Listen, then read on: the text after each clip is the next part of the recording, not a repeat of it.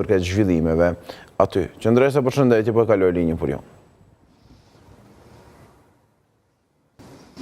Nga 3 persona të dyshuar për sulmin terrorist të ndodhën në Banjsk të Zveçanit, që janë kapur tashmë dhe po gjykohen, vetëm njëri nga ta ka vendosur që përfundimisht të flasë këtu në gjykatore dhe të tregoj atë se çfarë ka parë dhe ka dëgjuar në Banjsk të Zveçanit dhe më saktësisht të kundërshtoj prokurorinë speciale në akuzat që i ka për të për pjesëmarrje në grupin terrorist me në krye të Milan Radojqićin. Ai ka thënë që nuk ka të bëjë asgjë me sulmin, derisa kur është pyetur nga avokatja e tij në lidhje me fotografit që janë pjesë e akt akuzës, ku i njëjti pra Dušan Maksimovići shihet me uniformë ushtarake. Ai ka thënë që ajo nuk është një uniformë ushtarake, por është një uniformë që ai e përdor për gjueti, pasi i njëjti është gjuetar aktiv dhe për këtë ka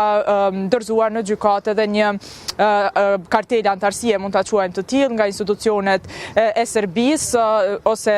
organizata që veprojnë në veriun e Republikës së Kosovës. Ai ka thënë që këtë uniformë Belja nuk e ka bler vetë, atë e ka dhurat nga një mik i tij dhe e ka përdorur vetëm për gjueti dhe për një rast kur ka pasur nevojë të ndërhyjë në shtëpinë e tij kur është përmbytur nga uji. Në ato momente ai thotë që ka veshur të njëjtën pra në vitin 2022 dhe shkrepur ajo fotografi që tash është pjesë e akt akuzës e nxjerr nga ekzaminimi i telefonit të tij. Dhe në atë kohë pra kur ka bër rregullimin e shtëpisë pas vërshimeve, ai ka thënë që e ka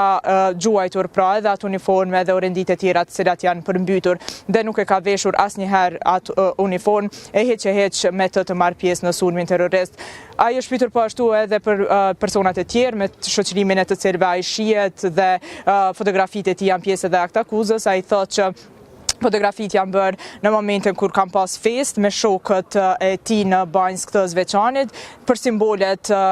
ushtarake dhe emblemat e ushtrisë të Serbisë dhe flamurin e Serbisë. Ai thotë që e kanë si traditë ta veshin gjithmonë kur kanë festa të tilla. Derisa ai arsyetoi edhe krejt fotografitë dhe provat e tjera që i ka prokuroria kundër tij, sidomos ato pra që janë nxjerrë nga telefoni i tij, por edhe kamerat e sigurisë kur ato e kanë filmuar të njëjtin nëpër Banjsk të Zveçanit. Ai thotë që ka shkuar aty një ditë pas sulmit, pasi që një natë paraprakisht ka qëndruar bashkë me shokët e tij në një vikendicë aty në Suhadol, pra në pjesën veriore të Republikës, dhe më pastaj kur ka dëgjuar se çfarë ka ndodhur në Banjsk, ai ka shkuar te hoteli Rajnska Banja, aty ku ka punuar paraprakisht për të parë se çfarë ka ndodhur, po ashtu ka lëvizur edhe te shtëpia e tij që gjendet aty afër në Banjsk, por asnjëse nuk ka qenë pjesë e sulmit terrorist, derisa thotë që është arrestuar tek pasi ka shkuar te pjesa e urës ku kanë të vendosur 2 kamion. Policia e ka identifikuar të njëjtin, ja ka konfiskuar telefonin dhe me një vetur e ka dërguar me njëherë në stacion të policisë dhe nga aty ai thotë që ka kuptuar që është arrestuar për sulmin e ndodhur në Banjsk dhe nuk di asgjë më se për akuzat që janë ngritur në drejtim të tij. Megjithatë, njëjti nuk ka kaluar pa u pyetur edhe për pjesëmarrjen në protestat e dhunshme kundër KFOR-it në Zveçan të ndodhur në maj të 2024-s. Ai ka thënë që aty në protesta ka qenë vetëm si qytetar pacor për të protestuar, siç ka thënë, për demokracinë dhe nuk ka lënduar, as nuk ka sulmuar pjesëtarët e KFOR-it dhe as pjesëtarët e policisë së Kosovës ose dhe gazetarët, të cilët po ashtu kanë qenë të sulmuar në ato protesta. Ai ka thënë që aty ka shkuar për të protestuar dhe ka kaluar andej, por nuk është filmuar asnjëherë duke goditur dikë apo duke bërë diçka të ngjashme. Për çka ai normalisht ka kërkuar që të mos gjykohet për atë dhe të mos lidhet normalisht pjesëmarrja e tij në sulme